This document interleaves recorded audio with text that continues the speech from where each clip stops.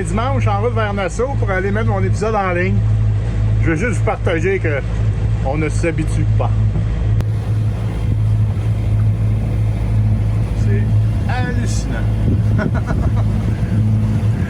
Je sais pas si un jour quelqu'un peut se tanner de ça, mais ça.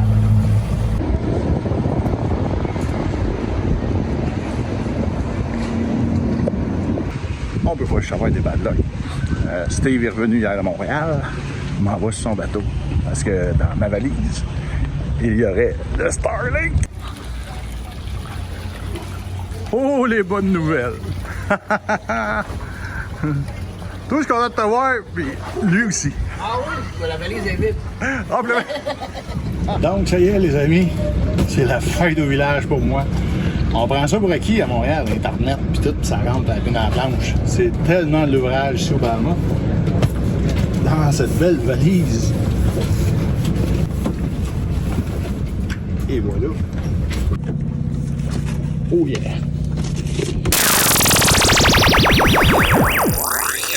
Je viens de finir d'installer le ROF de mon Starlink. Assez content, merci. Ça rentre très bien. C'est merveilleux. Après l'installation temporaire, faut trouver le spot définitif. Ça, c'est pas de la tarte. Parce que il n'y a pas de place sur un donné voilier pour mettre ça. L'espèce de dish rectangulaire tourne sur elle-même, donc ça prend une circonférence assez grande qu'elle puisse tourner librement. On parle même pas de passer des fils, là, qu'il me reste pratiquement plus de place pour passer des fils sur ce bateau-là. Mais Martin de MDMG avec Mirka m'ont suggéré ce qu'eux ils ont fait, une espèce de rack à pêche, tout simplement fixé sur l'arche. Ma première version était un petit peu trop courte, je l'ai travaillé, vous allez voir un petit peu plus tard.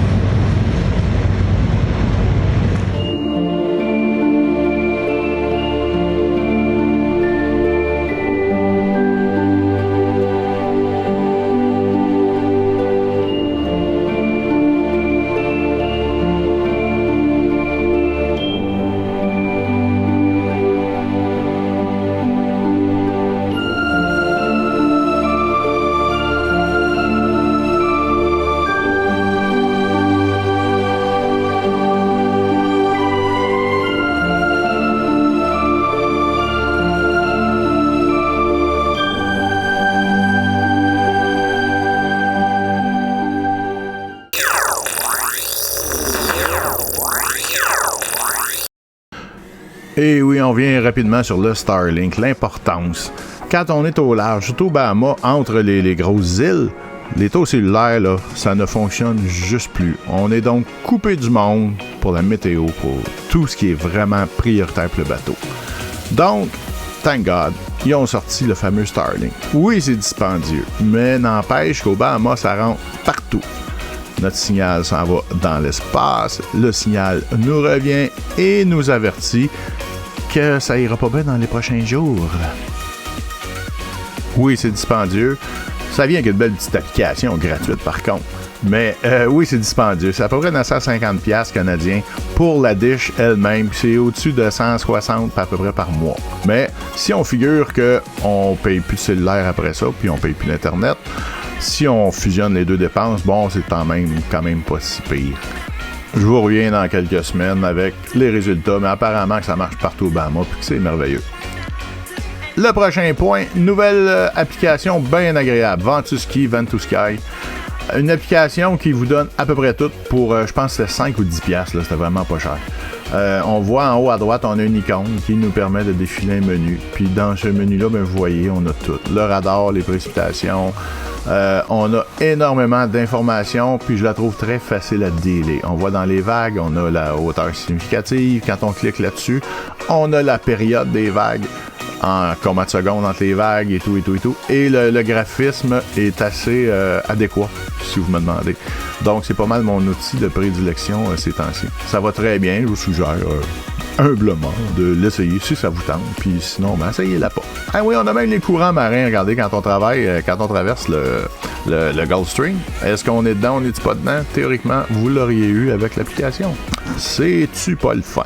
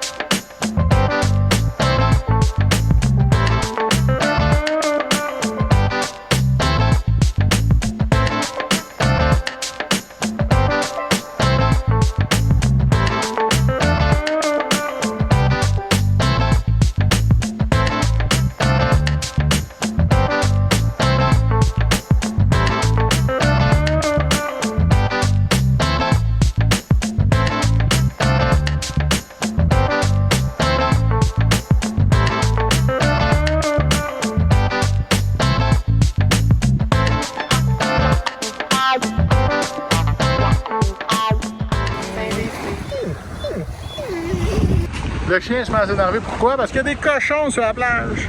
Tout simplement, des cochons sur une plage. Tout va bien. Des beaux petits cochons. Ben oui. Ben oui, oui. C'est un des bonjours. Hein?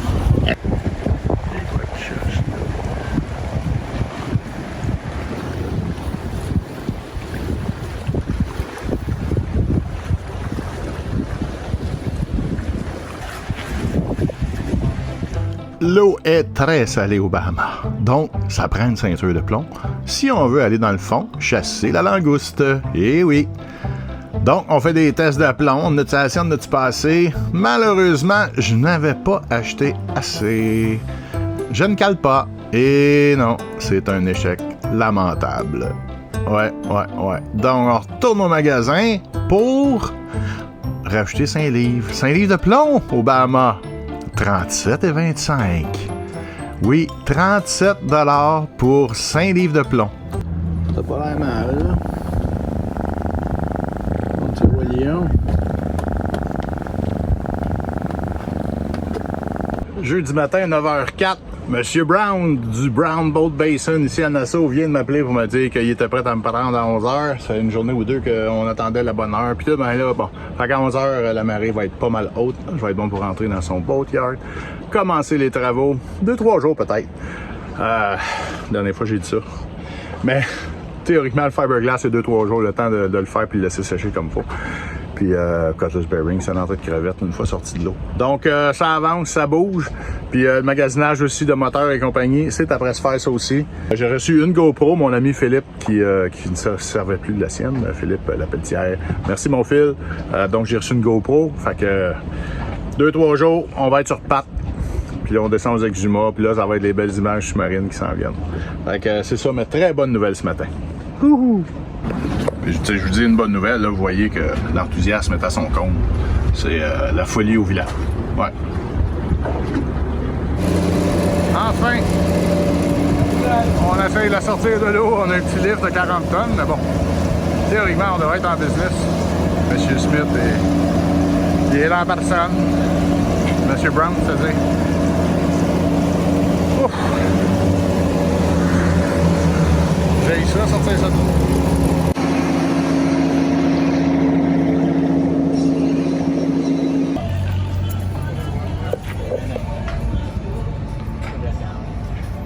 Et on remarque ici, il n'y a pas de chaîne.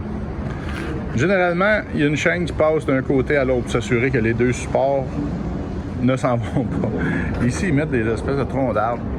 Et les petites pattes sont toutes chimées vers l'intérieur. C'est vraiment différent. Mais bon, à date, ça tient. Hey, c'est pas gros, hein? Non, c'est vraiment Ça.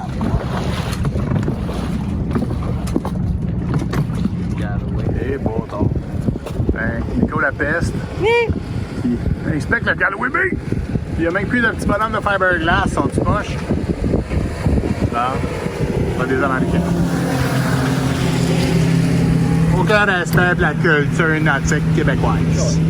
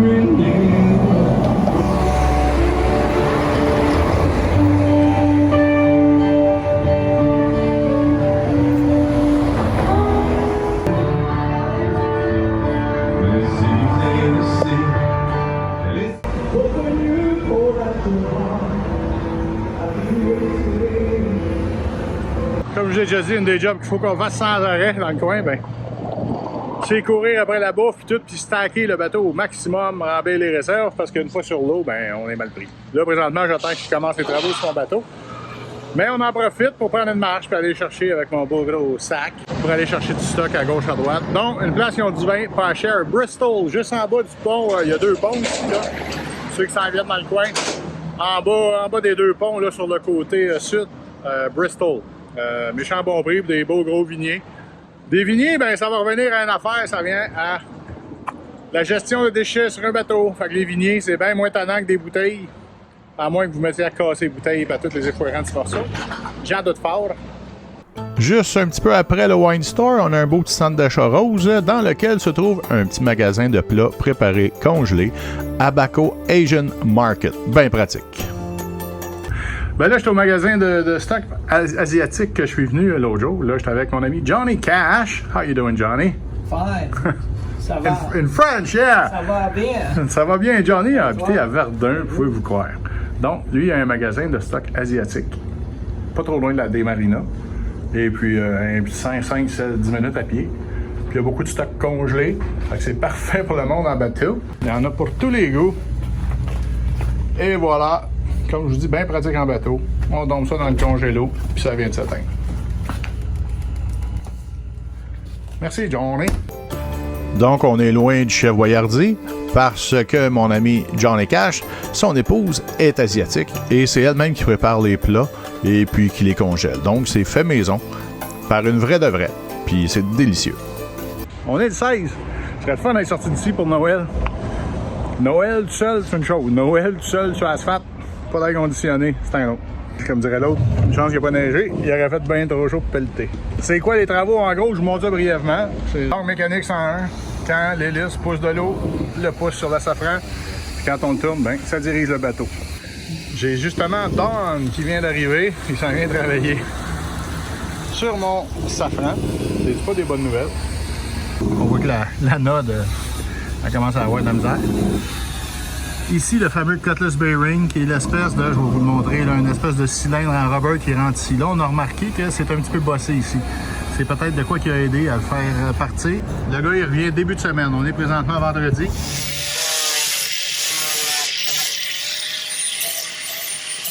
Certains poseront peut-être la question pourquoi je le fais pas moi-même. Primo, ben, je suis assuré. Tant qu'à le payer, on va le faire par des pros.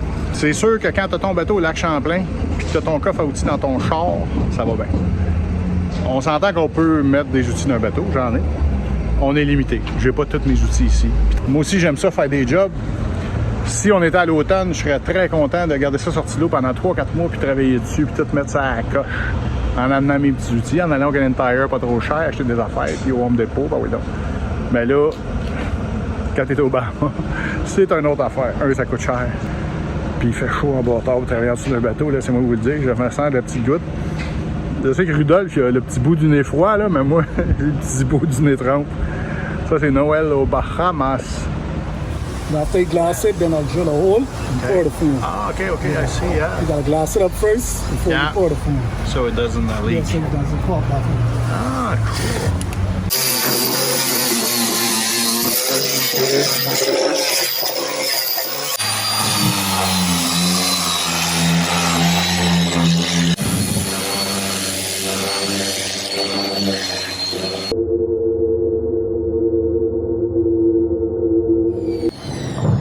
Une deuxième couche, pourquoi pas.